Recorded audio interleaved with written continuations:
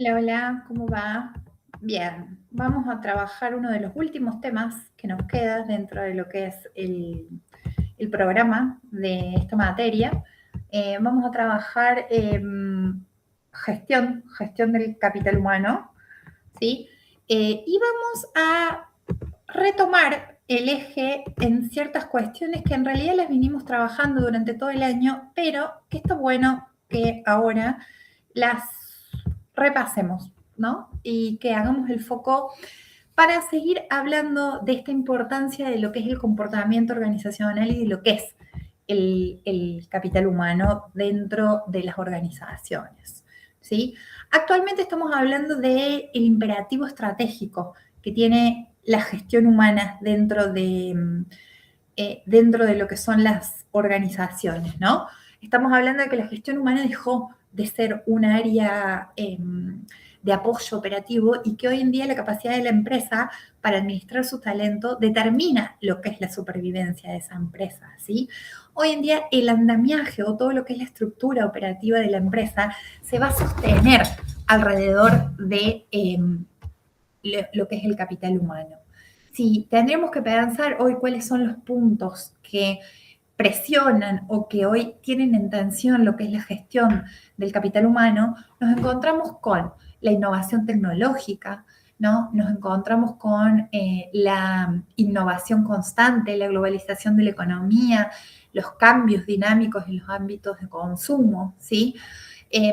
Hoy en día nos encontramos inmersos en un proceso en donde la competitividad de las organizaciones se potencia cuando se integra, ¿no?, la innovación a lo que es la capacitación o lo que se denomina la cualificación del personal que forma parte de las organizaciones. Cuando hacemos un análisis de cómo fueron cambiando el foco o de cómo se le fue dando mayor importancia a lo que es la gestión del capital humano, ¿sí? Vemos que hay un salto evolutivo, ¿no?, de lo que es de la transacción a la estrategia relacionado a esto, en donde en un principio el foco principal estaba puesto en reducción de costos, administración instrumental. Luego ese foco fue más relacionado a lo que es la creación del valor, la innovación, la gestión del conocimiento. En cuanto a la visión del talento, centrados principalmente anterior en lo que era un recurso transaccional y centro de costos, ¿no? Hoy en día nos encontramos más en la parte estratégica mirando el capital intangible como una de las principales ventajas competitivas, el know-how. En cuanto a la estructura, había una cuestión más centrada en lo que es una estructura rígida, homogénea, jerárquica. Hoy en día hay mayor foco en lo que es una estructura sistémica, diversa, flexible, orientada por competencias, ¿sí? Y en relación a lo que es la métrica del éxito, en un principio hablábamos de la eficiencia administrativa y hoy hablamos de la retención, de la adaptabilidad, no solo del rendimiento financiero, ¿sí? Hoy en día hay como una visión más puesta en si la empresa es capaz o no de retener a las personas que trabajan dentro de ella, ¿sí? Para hablar de lo que es el capital intangible, podemos pensarlo como tres capas, ¿no?, dentro de una misma estructura, ¿no? En donde en la capa superior nos encontraríamos con el capital humano, relacionado a los conocimientos, a las habilidades, a las actitudes, al repertorio conductual e intelectual. Creo que nosotros trabajamos bastante lo que es el capital humano dentro de las organizaciones y las consecuencias que puede traer el capital humano dentro de las organizaciones. En una segunda capa nos encontramos más con lo que es un capital estructural, con una capacidad de sistematización, de innovación, procesos corporativos, andamiajes tecnológicos, ¿sí?, en donde el conocimiento se convierte en la propiedad de esa empresa. Y en esta tercera capa, en donde lo denominamos como la estratigrafía de lo que es el capital intangible, nos encontramos con la capacidad de rentabilidad, la interacción de los stakeholders, los clientes, el mercado laboral, ¿sí? Hoy en día se habla y se fomenta que la productividad requiere perforar y consolidar estas tres capas, ¿no? Que el talento aislado no genera rentabilidad, sino un modelo de gestión estructural que hace que lo conecten. Siguiendo con lo que es la gestión humana, vamos a hablar de 5 nodos críticos, 5 nodos importantes, 5 puntos que hacen que dentro de una organización la gestión humana sea considerado uno de los principales nodos que haga que haya una eficiencia operativa y un bienestar general. Porque si hay algo que yo les he repetido durante todo el año, es que sin bienestar no llegamos a ningún tipo de eficiencia operativa, ¿no? Que creo que es una de las principales cuestiones que hay que cambiar hoy en la forma de entender esto, ¿sí? Por un lado tenemos la incorporación de las personas, ¿no? En donde en lo que es el reclutamiento, la selección sin sesgos. Si bien esta parte también es realizada por lo que son los licenciados en recursos humanos, creo que hay cuestiones más específicas de los psicólogos que nos permiten o nos dan la potestad de tomar tests que hagan que podamos determinar perfiles de las personas y que esos perfiles nos ayuden a determinar para qué puesto, para qué posición, cuáles son las características de las personas, qué competencias tiene esa persona para poder crecer dentro de lo que es la organización, ¿sí? En relación a las capacidades de proyección que uno le ve o no a esa persona, ¿sí? Otro de los nodos tenemos lo que es la compensación y el bienestar, en donde ya estamos hablando de una estructura salarial, en donde estamos hablando de la salud mental, que es algo que nosotros venimos repitiendo muchísimo en relación a esta materia y a la importancia que hay que darle a la salud mental en las organizaciones, porque recuerden que una de las cosas que yo he repetido es, si bien nosotros trabajamos una serie de horas en nuestra vida y el trabajo no es nuestra vida, pero esas horas las tenemos que pasar de la mejor manera posible, ¿sí? Por el otro lado tenemos el desarrollo, que está relacionado a la capacitación, a la evaluación de desempeño, a la gestión del conocimiento, ¿sí? También hablamos de lo que es la organización y la planificación, políticas estratégicas, diseño de cargos, que eso también está muy relacionado en qué personas yo tomé para esa organización, cómo son las características que a mí me permiten hacer una política estratégica y diseñar cargos, también relacionado a ver cómo yo lo puedo retener. Hoy hay mucha variación de personal en las organizaciones, ¿sí? Y el diseño de cargos acorde a las competencias también es un punto dentro de lo que es la gestión humana que nos puede permitir retener lo que es el capital humano, ¿sí? Por el otro lado, hablamos también de lo que es relaciones laborales, negociación colectiva, cultura de pertenencia, acorde a lo que vimos la semana pasada, ¿sí? En cultura organizacional, relacionado a que una organización tiene que tratar de generar que una persona se sienta cómoda, generar que una persona quiera participar y defienda la misión y la visión de lo que es la organización. En relación a cómo se puede sostener esta ventaja competitiva, ¿no? Nosotros vamos a poner el eje en lo que es la gestión de competencias. En esto que yo vengo hablando de, que está muy relacionado a lo que vimos recién, en lo que son los nodos críticos, ¿sí? Y cómo o qué criterio tome yo para incorporar a las personas a la organización, ¿sí? ¿Qué características tienen esas personas? ¿Cómo fue el diseño de cargo? ¿Cuáles son las cuestiones que yo tuve en cuenta, ¿no? ¿Qué es lo que me va a permitir trabajar en una gestión por competencia? Tener ventajas competitivas relacionadas a lo que es la integración de recursos intangibles con lo que son los factores externos, ¿sí? Y el personal aporta un valor con lo que es la actitud, aporta un valor relacionado a el distanciamiento, al conocimiento de lo que es la calidad del servicio, ¿sí? Y el valor agregado, medición de la infraestructura, medición de lo que es el liderazgo, ¿sí? De lo que es el comportamiento. el comportamiento alineado directamente a lo que es la gestión de la estrategia dentro de lo que puede suceder en las organizaciones, ¿sí?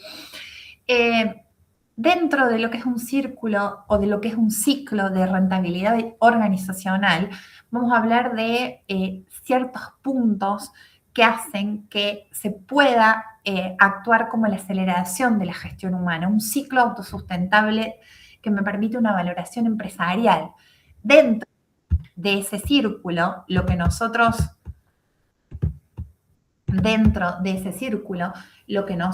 vamos a incorporar o lo que las empresas tendrían que incorporar para que sea una cuestión de valorización es políticas estratégicas en donde se incluye el género, la discapacidad, ¿sí? En donde se integren diversidad de personas a lo que son las empresas, en donde se fomente el sentido de pertenencia. Volvemos, que esto también está muy relacionado a lo que tienen que hacer en el segundo parcial. Reducción de acoso laboral, equidad, seguridad psicológica. Mi pregunta es, ¿los programas de bienestar laboral contribuyen a lo que es un sentido de pertenencia? ¿Sí? Innovación y creatividad, perspectivas diversas, resuelven problemas complejos de manera no convencional, ¿sí? Y por otro lado tenemos también lo que es la retención. Yo lo mencionaba recién en uno de los puntos de los nodos críticos de lo que es la gestión del capital humano. Tenemos la atracción del talento, ¿no? Y la optimización. ¿Qué le ofrezco yo o cuál es el diferencial de esta empresa que puedo hacer que la persona se quede y esté contenta con lo que aquí sucede, ¿sí? Para hablar de equidad laboral y considerar que la equidad laboral puede ser una ventaja sostenible para lo que es la organización, ¿sí? Vamos a hablar de 3 cuestiones que son importantes hoy en día para que las organizaciones incorporen, ¿sí? Por un lado tenemos la igualdad de género, ¿sí? En donde hay que fomentar lo que es la supresión del techo de cristal, eliminar brechas salariales y segregación ocupacional, ¿sí? Trabajar lo que es la discriminación laboral, auditorías de sesgos, desmantelar los prejuicios, ¿sí? De la contratación y en la promoción y una inclusión organizacional, en donde hablemos de una pertenencia plena, en donde hablemos que una diversidad puede trabajar dentro de lo que es nuestra empresa y ser incorporada a lo que es nuestra cultura organizacional, ¿sí? Bien. Y por otro lado, ¿de qué manera se podría trabajar esas cuestiones que nosotros estamos mencionando, ¿no? Acá lo va a definir como la ingeniería de la adquisición. En realidad estamos viendo cómo la pregunta sería, ¿de qué manera ponemos el ojo al adquirir estas nuevas personas para nuestros determinados puestos, ¿no? Entonces, lo que van a decir es que la selección tradicional va a restringir lo que es el flujo de talento debido a barreras inconscientes, que tenemos que trabajar en un rediseño estructural del reclutamiento para poder ampliar lo que es el capital humano o la visión del capital humano que requiera la empresa, ¿sí? ¿Cuáles son esas cuestiones que nos permitirían la implementación, ¿sí? Hablar de fuerzas que impulsen a estos cambios, a sacarnos sesgos de los que venimos trabajando, no sé, a participación femenina en las altas gerencias, ¿sí? A la implementación de innovaciones, de creatividad, a la retención de los empleados por cohesión interna, ¿sí? Estas cuestiones fueron realizadas, fueron comprobadas, digamos, como fuerzas impulsoras o beneficios que nos permiten mejorar lo que es la gestión del capital humano, ¿no? ¿Y cuál es una de las denominadas nuevas fronteras de la inclusión? La seguridad psicológica, ¿sí? A mí me parece que es un concepto que hay que trabajarlo un montón dentro de lo que son las organizaciones, porque el límite entre lo que es la seguridad psicológica y en lo que realmente me pasa, a lo que realmente, ¿entendés? A, ¿cómo decirlo? A las cuestiones que a veces se fingen, ¿no? Pero creo que para mí hoy en día es una de las cuestiones más importantes para poder trabajar esto, ¿sí? Que es trabajar con la prevención estructural, trabajar con redes de soporte, implementar mentorías, espacios de diálogos abiertos que nos permitan mitigar uno de los flagelos más importantes que tenemos hoy, que es la ansiedad, y que en las organizaciones también se encuentran. ¿Cuál es uno de los factores importantes? Venimos siendo como muy repetitivos, pero estas son cuestiones que las vimos casi todas dentro de lo que es la materia, ¿no? El perfil de un liderazgo inclusivo, ¿sí? ¿Por qué? Porque las políticas fracasan sin gestores capacitados. La gestión de equipos diverso no es intuitiva, tiene que tener una formación técnica, habilidades directivas especializadas para transformar las resistencias internas, ¿sí? ¿Y cuáles son las cuestiones? Las cosas que vimos: inteligencia emocional, gestión de conflictos, capacidad de sensibilización, empatía estructural, visión prospectiva. Todas estas cuestiones están relacionadas a un perfil de líder que pueda tener esta visión e incorporar los ejes que venimos mencionando en lo que es la gestión del capital humano, ¿sí? Como para ir terminando, decir que la gestión por competencias y la inclusión y la equidad son dos puntos importantes en la competitividad y la rentabilidad empresarial, que es lo que nos va a permitir una planeación estratégica organizacional hoy en día y que nos va a permitir lograr un bienestar y una eficiencia operativa dentro de las empresas, que es lo que nosotros estamos trabajando, ¿sí? Hoy en día en la gestión humana ya no se administran recursos, se diseñan capacidades dinámicas, ¿no? El talento humano es un capital. La gestión por competencias es la maquinaria y la diversidad es el combustible, ¿sí? Hoy en día, si nosotros trabajamos con empresas que relegan la diversidad a un estatus simbólico, vamos a trabajar con empresas que van a ceder su ventaja competitiva, ¿sí? Creo que quedémonos con esto, que hoy ya no se administra recursos, sino que se diseñan capacidades dinámicas para lo que es cada empresa. Bien, con esto terminamos lo que es este tema. Muchas gracias.